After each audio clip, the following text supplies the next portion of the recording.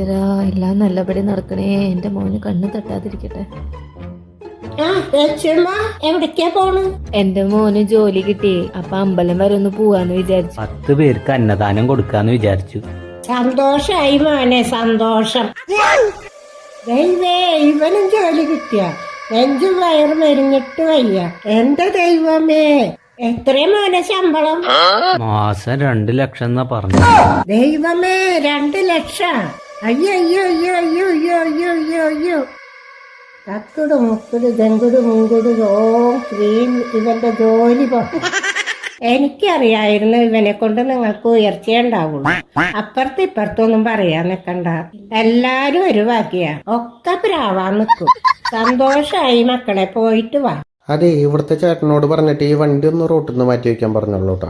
അതെന്തിനാ മോനെ? വരുമ്പോഴേ ഞങ്ങള് പുതിയ കാർ എടുത്തിട്ട് വരും, അതുകൊണ്ടാ. സന്തോഷായി, പോയിട്ട് വാ. 100 വർഷം സന്തോഷായി ജീവിക്കും. കാറെടുക്കാൻ പോവാണ്. നശിച്ചു പോട്ടെ, നശിച്ചു പോ.